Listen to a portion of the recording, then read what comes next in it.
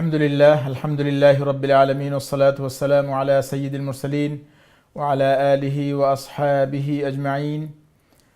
সুধী দর্শক, প্রিয় ভাই ও বোনেরা, আসসালামু আলাইকুম রহমতুল্লাহি ওয়া বারাকাতুহু। আমরা পবিত্র কোরআনের সাথে পরিচিত হতে হতে অনেক দূর চলে এসেছি। আমরা পূর্বের পর্বগুলোতে পবিত্র কোরআনের অনেকগুলো বিষয়ে আমরা জেনেছি। কোরআনের মধ্যে যে আয়াতগুলো রয়েছে, সেই আয়াতগুলো যে অবস্থায় বর্তমানে আমরা পড়ছি, তার নাজিল হওয়ার ধারাবাহিকতা কিন্তু সেরকম ছিল না। কোরআনের মধ্যে যে সূরাগুলো রয়েছে, যেই ধারাবাহিকতায় কোরআনের সূরাগুলো আমরা পড়ি, সেই নাজিল হওয়ার দিক থেকে এই কোরআনের সূরাগুলোর ধারাবাহিকতা কিন্তু সেটি ছিল না। তাহলে কোরআন কিভাবে নাজিল হলো, আর বর্তমানে আমরা আয়াতগুলো যেই ধারাবাহিকতায় পড়েছি এবং পড়ছি, এবং সূরাগুলো যেই ধারাবাহিকতায় সংরক্ষিত করা হয়েছে, এর পেছনের ইতিহাসটা কি, এর পেছনের মূল বিষয়টি কি, সেটি আমাদের জানা দরকার। আমরা জানি যে কোরআনে আল্লাহ রসুলের কাছে অনেক তথ্য এসেছে, যেই তথ্যগুলো আল্লাহ রাব্বুল আলামিন নিজেই সংরক্ষণের দায়িত্ব নিয়েছিলেন। তাহলে এবং এটাও আমরা জানি যে 5 আয়াত করে করে, 10 আয়াত করে করে, কখনো ছোট ছোট একটি পূর্ণ সূরা বিভিন্নভাবে নাজিল হতো।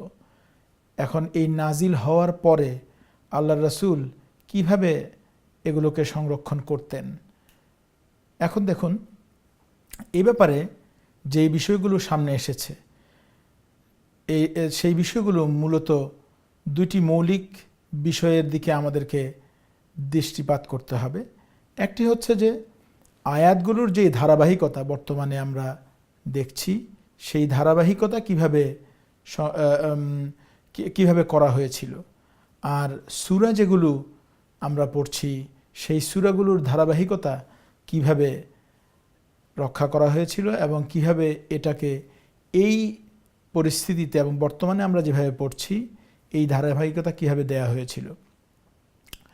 এক্ষেত্রে আমরা আল্লাহর হাবিবের একজন প্রিয় সাহাবী, যিনি ওসমান বিন আবিল আস রাদিয়াল্লাহু তাআলা আনহু, তিনি বলেন যে একদিন তিনি আল্লাহ রসুলের সামনে বসেছিলেন। সে অবস্থায় দেখলেন যে হঠাৎ করে আল্লাহ রসুলের চক্ষু বিস্ফারিত হয়ে গেল, অর্থাৎ চোখ তিনি বড় বড় করে ফেললেন। কিন্তু একটু পরেই আবার তিনি স্বাভাবিক অবস্থায় ফিরে আসলেন। তিনি স্বাভাবিক অবস্থায় ফিরে এসে বললেন যে এইমাত্র জিবরিল আমার কাছে এসে বলল যে আল্লাহ রাব্বুল আলামিন নির্দেশ দিয়েছেন পবিত্র কোরআনের একটি আয়াত, যেটি ইন্নাল্লাহা ইয়া'মুরুকুম আন তুআদ্দুল আমানাতি ইলা আহলিহা।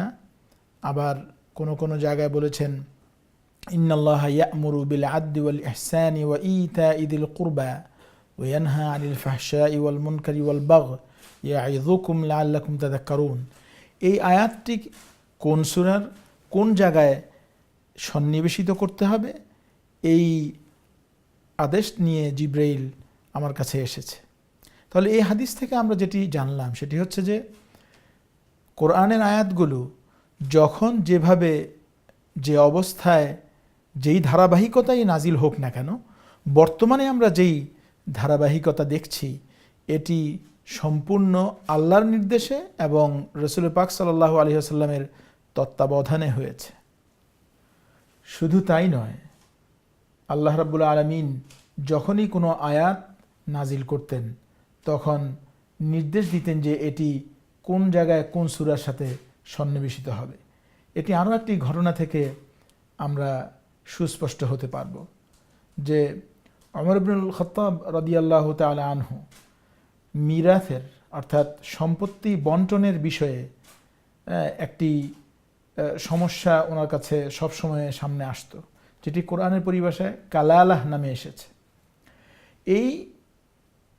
এই বিষয়টি কখন কোন জায়গায় কিভাবে এটার কখন এই বিধানটি এসেছে এবং এটা কোথায় রাখা হয়েছে এই ব্যাপারে আল্লাহ রাসূলের পক্ষ থেকে নির্দেশ দিয়ে ওমর রাদিয়াল্লাহু তাআলা আনহুকে বলা হয়েছে যে তুমি কি এই ব্যাপারে জানতে চাও, তাহলে সূরা নিসার শেষ আয়াতটি তেলাওয়াত করলেই তো তুমি পারো। তাহলে বোঝা গেল যে সূরা নিসার শেষ আয়াত কোনটি, সেটা এই ধারাবাহিকতা তখনই মেনটেন করা হয়েছে। এভাবে পবিত্র কোরআনের যে আয়াতগুলো রয়েছে এই আয়াতগুলো আল্লাহ রাসূলের তত্ত্বাবধানে আল্লাহর নির্দেশে সংগঠিত হয়েছে। এখন আসুন পবিত্র কোরআনের এই সূরাগুলো যেগুলো আমরা আমাদের সামনে দেখতে পাই, যে প্রথমে সূরা আল ফাতিহা, তারপরে সূরা বাকারা, তারপরে সূরা আলী ইমরান, কিন্তু নাজিল হওয়ার দিক থেকে যদি আমরা দেখি তাহলে কি এই সূরাগুলো কি এই ধারাবাহিকতায় নাজিল হয়েছিল? না।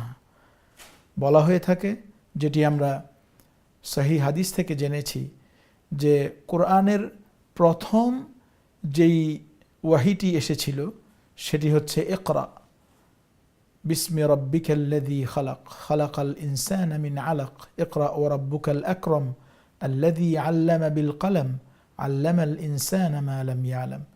এই সূরার এই প্রথম আয়াত 5টি প্রথম ওয়াহি ছিল, কিন্তু সেটি তো প্রথমে আসলো না।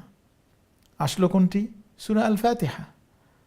তাহলে যদি প্রথম যেটি নাজিল হয়েছে সেটি যদি প্রথমে আসার যদি লজিক্যাল রিজনের দিকে যদি আমরা যাই, তাহলে সেটি প্রথমে আসার কথা ছিল, তাহলে এটি প্রথমে আসেনি।